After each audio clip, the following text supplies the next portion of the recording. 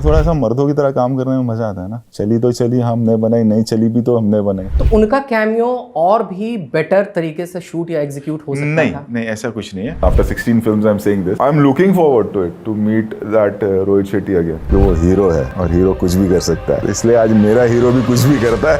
22 years in the industry, 16 films and one web show later, while directors aspire to change with time and experiment with new things, Rohit Shetty on the other hand is still stuck in a time loop. Same formula, same action, same comedy, same cringe. Rohit Shetty आज भी ऐसा लगता है कि अपने 2006 से 2014 के era में अटके हुए हैं, and with his recent release, it seems like he does not want to come out of it. Singham again made at a massive budget of rupees 375 crores, कमाती है इंडिया ग्रॉस 291 करोड़ रुपीस और barely break even कर पाती है world wide collections के बाद eight rupees 366 crore. Rohit Shetty के पास enormous budget available है, बड़े से बड़े स्टार्स उनके डिस्पोजल पे हैं, बेस्ट एक्शन कोरियोग्राफर्स अवेलेबल हैं, and I am pretty damn sure that with the production budget that he usually has for his films, best writers भी अवेलेबल होंगे उनके पास। बट क्या रोहित शेट्टी एक अच्छी फिल्म बनाना भी चाहते हैं? क्या वो अपने लगभग 20 साल पुराने हिट मेकिंग फॉर्मूले के कुकून से निकलना नहीं चाहते? और अगर ऐसा है तो क्या ये रोहित की गलती है या फिर ये गलती है किसी और की? इन्हीं सारी चीजों के बारे में आज विदाउट एनी शुगर कोटिंग बात करेंगे ऑनेस्टली सेइंग ओपिनियंस में।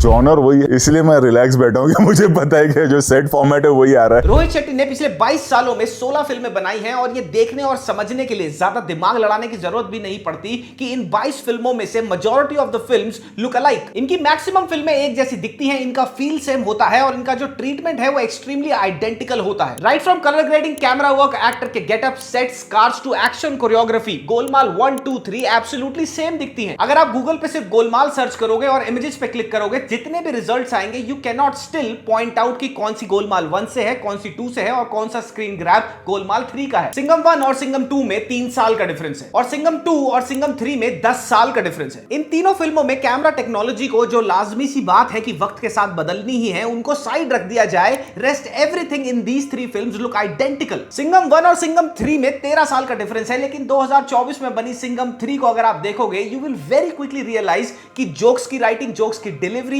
स्क्रिप्ट राइटिंग का प्रोसेस, स्क्रिप्ट राइटिंग का thought process and even the action choreography is not very different from Singham 1। मतलब कि ज्यादा चेंजेस हुए ही नहीं है। एक चीज होती है कि ओरिजिनल फिल्म के सीक्वल में ओरिजिनल फिल्म के फ्लेवर को इंटैक्ट रखते हुए कुछ नया करना, बट रोहित की ओरिजिनल फिल्मों के सीक्वल तो ज्यादा बजट पे बनाए हुए ओरिजिनल फिल्म के फर्स्ट कॉपी लगते हैं। एक सीक्वल को ओरिजिनल फिल्म की लेगेसी को आगे लेके जाना चाहिए विदाउट लुकिंग लाइक अ कॉपीकैट प्रोडक्ट। लेकिन रोहित शेट्टी की सीक्वल्स देख के यही लगता है that he is least concerned about how logically the sequel carries on the legacy of the first part, और ज्यादा ध्यान होता है कि ज्यादा से ज्यादा स्टार्स को ठूस दिया जाए उसमें और स्केल को और ग्रैंड कर दिया जाए। कुछ नया एग्जीक्यूट करने की तो बात बहुत दूर की हो गई, रोहित शेट्टी इस टाइम अपने सीक्वल्स के साथ कुछ नया करने की भी नहीं सोच रहे हैं। सिंघम 3 में intelligent action choreography and better story line पे ध्यान देने से ज्यादा जोर दिया गया इस बात पे कि कैसे जोर जबरदस्ती लगा के ज्यादा से ज्यादा सुपरस्टार्स इस फिल्म के अंदर घुसाए जाएं। कहानी में जोर जबरदस्ती का एक रिलीजियस एंगल ठूस दिया गया क्योंकि रोहित को लगा कि आजकल ये ट्रेंड चल रहा है तो क्यों ना इस पे हम भी बैंक रोल करें, और ये सब करने के बावजूद भी फिल्म बेयरली ब्रेक इवन कर पाती है बॉक्स ऑफिस पे। एक सीक्वल फिल्म का फाउंडेशनल पर्पस ये होता है to keep the continuity of the story alive that started in the first part. लेकिन सिंघम 1, सिंघम 2 और सिंघम 3 में कंटिन्यूटी का कोई लेना देना ही नहीं है। After all of this he is often heard saying कि मेरी तो ऑडियंस ही ऐसी है, मेरी ऑडियंस अलग है, वो यही देखना पसंद करती है। मेरी फिल्में कमर्शियल होती है क्योंकि मेरी वो ऑडियंस है। तो कहां गई सिंघम 3 के लिए वो ऑडियंस? क्यों सिंघम 3 इतने बड़े स्टार कास्ट और इतने बड़े बजट के बावजूद भी ब्रेक इवन पर ही रह गई? क्यों इस फिल्म ने जो एक्सपेक्टेड था यानी कि 2 गुना कलेक्शन अपने बजट से नहीं करी? Even if it did not से सो, इस फिल्म की स्टार कास्ट, स्केल और इसके प्रोडक्शन बजट को मद्देनजर रखते हुए रोहित शेट्टी कहीं ना कहीं सबकॉन्शियसली ये एक्सपेक्ट जरूर कर रहे थे कि ये उनकी पहली 1000 करोड़ क्लब की फिल्म होगी। सिंघम 3 के साथ ये बॉक्स ऑफिस पे इसलिए हुआ क्योंकि रोहित शेट्टी की खुद की ऑडियंस अब थक चुकी है रोहित शेट्टी की नई फिल्में देख के, जो हैं तो नई लेकिन लगती सारी एक जैसी ही हैं।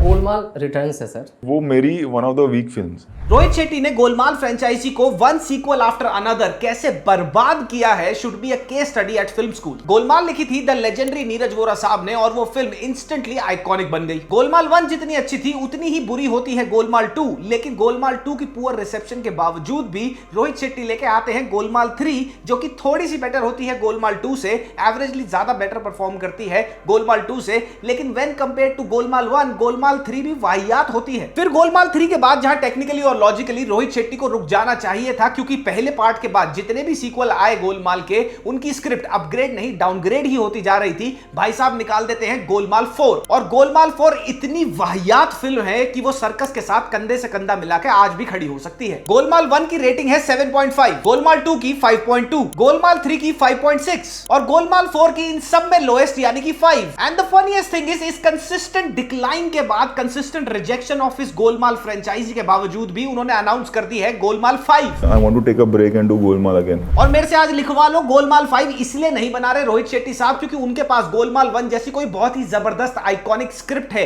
गोलमाल 5 सिर्फ और सिर्फ बन रही है नॉस्टैल्जिया बेटिंग पे, क्योंकि उनको अच्छी तरह पता है कि नॉस्टैल्जिया के चक्कर में लोग टिकटें खरीदेंगे और इनिशियल कमाई गोलमाल 5 कर जाएगी। बहुत चांसेस है कि गोलमाल 5 में सिंघम 3 की तरह ही अननेसेसरी स्टार कास्ट ठूसी हुई होगी, 20 साल पुरानी एक्शन कोरियोग्राफी और व्हाट्सएप जोक्स होंगे। एंड एज यूजुअल फिल्म की कहानी और स्क्रिप्ट का जिसके फाउंडेशनल बेसिस पे गोलमाल 1 सुपर डुपर हिट हुई थी और आइकॉनिक बनी थी, गोलमाल 5 में उसका अता पता भी नहीं होगा। एग्जैक्टली गोलमाल फ्रेंचाइजी जैसा हाल ही ये कर बैठे हैं सिंघम फ्रेंचाइजी का भी। सिंघम 1 आइकॉनिक फिल्म बन जाती है, लेकिन सिंघम 2 एक्सट्रीमली फॉरगेटेबल और एक्सट्रीमली इंपैक्टलेस प्रूव होती है। और फिर पूरे 10 साल के बाद आती है सिंघम 3 जो बिल्कुल आइडेंटिकल होती है पहले 2 पार्ट्स की तरह और कुछ भी नया नहीं लेके आती। अब तो लिटरली ये लगने लगा है कि रोहित शेट्टी सीक्वल्स एक अच्छी फिल्म बनाने के लिए नहीं बनाते, बल्कि वो सीक्वल्स इसलिए बनाते हैं क्योंकि सबकॉन्शियसली उनको ये बात अच्छी तरह पता है कि एक लेगेसी प्रोडक्ट का सीक्वल है तो टिकटें तो कुछ ना कुछ करके बिक ही जाएंगी। सीक्वल्स के साथ साथ स्टैंड अलोन फिल्म्स जो रोहित शेट्टी ने बनाई हैं, वहां पे भी इनका ट्रैक रिकॉर्ड कोई बहुत आउटस्टैंडिंग नहीं रहा है।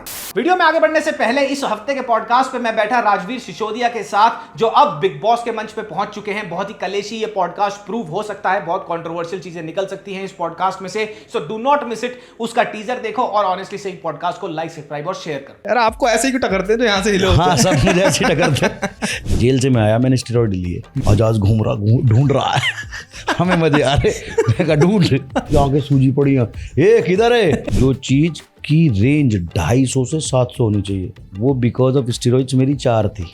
14 साल की रजत, भैया आप बदमाश हो। रजत को उंगली मैंने करी थी।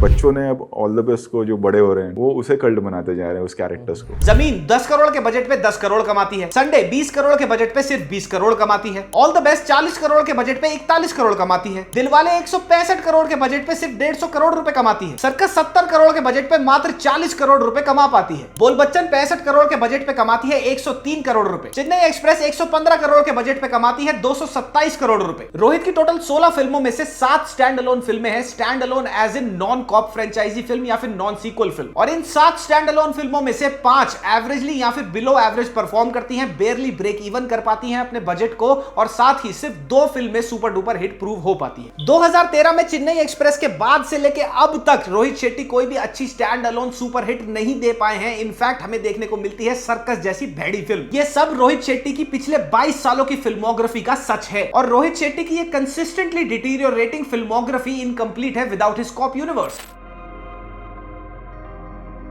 अब देखो ना, यही प्रॉब्लम हो रही है, नया ऑफिसर कहां से लाऊं? ऐसे सारे खत्म हो रहे हैं। एक फिल्मों का यूनिवर्स होता है जहां पे हर फिल्म की कहानी ऐसे लिखी जाती है कि किसी ना किसी मोड़ पे आके सारी फिल्मों की कहानियां एक साथ इंटरट्वाइन करें। इस यूनिवर्स में पुराने कैरेक्टर्स मैच्योर होते हैं और नए कैरेक्टर्स तभी इंट्रोड्यूस करे जाते हैं जब स्क्रिप्ट की डिमांड हो। मसाला फिल्म हो या फिर नॉन मसाला फिल्म हो, दैट डज नॉट मैटर। एक फिल्म यूनिवर्स की फिल्में एक दूसरे के साथ सेंसिबल तरीके से ओवरलैप करनी चाहिए। लेकिन रोहित शेट्टी का कॉप यूनिवर्स एक ऐसा फिल्मों का यूनिवर्स है जो इन द फर्स्ट प्लेस कोई सेंस ही नहीं बनाता और सिर्फ इसलिए एग्जिस्ट करता है क्योंकि रोहित को लगा कि अगर हॉलीवुड यूनिवर्स बना सकता है तो बॉलीवुड क्यों नहीं बना सकता। सिंघम 1, 2, 3, सिम्बा, सूर्यवंशी और अब तो चुलबुल पांडे एके दबंग भी इस यूनिवर्स का एक पार्ट है, लेकिन ये सारी की सारी फिल्में एक साथ भी कोई सेंस नहीं बनाती। इनके सारे कॉप यूनिवर्स की फिल्मों में आपको मिलेंगे माइंड नंबिंगली डम प्लॉट होल्स, कंटिन्यूटी इश्यूज बहुत सारे हैं और साथ ही ब्रेनलेस कैरेक्टर इंट्रोडक्शंस खत्म ही नहीं होती। इनका जब मन करता है सिंघम की बीवी बदल देते हैं, सूर्यवंशी की लॉन्ग वीकेंड की छुट्टी है तो वो आ जाता है, मंडे वेंसडे फ्राइडे सिम्बा की ट्यूशन नहीं होती तो वो आ जाता है। और अगर ये पाप का घड़ा अभी तक नहीं भरा था तो अब आ रही है लेडी सिंघम, जो दीपिका पादुकोण के साथ होगी। और भगवान ही जाने टाइगर श्रॉफ का जो कैरेक्टर इन्होंने नई वाली सिंघम में इंट्रोड्यूस किया है वो हमारे पे क्या ही कहर ढाएगा। जो बंदा यूनिवर्स की एक फिल्म में एक स्पेसिफिक कैरेक्टर प्ले कर रहा था वो किसी रैंडम फिल्म में इसी यूनिवर्स में कोई और कैरेक्टर प्ले कर रहा है। एक यूनिवर्स में जितनी भी फिल्में एग्जिस्ट करती हैं उसमें कॉमन स्ट्रिंग ऑफ कंटिन्यूटी होती है with the story line and with the characters that we see in all those films. लेकिन कंटिन्यूटी को तो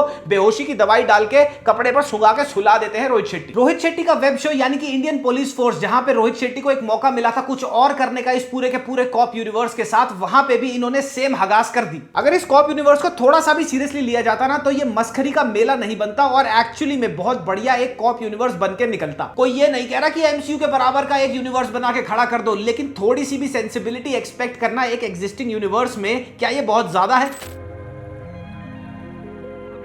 मीडिया अपीयरेंसेस में ये बोल देना कि मुझे काम देना अच्छा लगता है। स्टारकास्ट चेंज तो नहीं होगी, मैं बिलीव नहीं करता उसमें। हमने तो ईमानदारी से फिल्म बना दी, अब आप लोगों का काम है इसको देखें और इसको प्यार दें। हर फिल्म में इतनी मेहनत जाती है, चाहे मैं बनाऊं या कोई और फिल्म मेकर हो। मुझे तो ऐसी ही फिल्में बनानी है, मेरी तो ऑडियंस ही ऐसी है। मुझसे 100 गुना ज्यादा टैलेंटेड डायरेक्टर्स है, बट जो पॉपुलैरिटी मुझे मिली है वो क्यों मिला है मुझे भी नहीं मालूम। ये दिखाने से कि मैं बहुत हम्बल हूं, मैं तो फल की इच्छा ही नहीं करता, ऐसे फिल्में हिट नहीं होती। आदमी बिरयानी के टेस्ट के लिए पैसा देता है, उस बिरयानी को बनाने में कितनी मेहनत गई है उसके लिए नहीं। हर चीज ऑडियंस पे डाल देना कि मेरी तो ऑडियंस ऐसी ही फिल्में पसंद करती है, ये बहुत हद तक गलत होगा रोहित की तरफ से, क्योंकि ऑडियंस बनाई जाती है। So at this point in time दो चीजें बहुत क्लियर हैं। पहली ये कि रोहित शेट्टी एक टाइम लूप में फंस चुके हैं और वो वहां से निकलना नहीं चाहते, और दूसरी चीज ये कि अभी तो रोहित शेट्टी ने कुछ नया ट्राई ही नहीं करा और वो फ्लॉप ही नहीं हुआ जिसके बलबूते पे वो ये कह सके कि I am back to making the films that I used to make because the new films that I made people did not give it a chance. मैं एक बार फिर से ये बात बोलना चाहूंगा कि रोहित शेट्टी से कोई क्रिस्टोफर नोलन के लॉजिक के हिसाब से बनाई गई फिल्म एक्सपेक्ट नहीं कर रहा,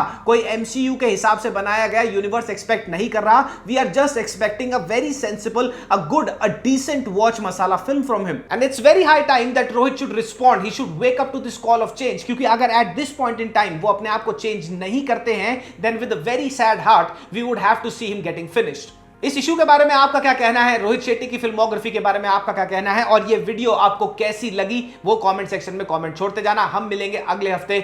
मामा मियां लजानिया पप्पी, बाय बाय।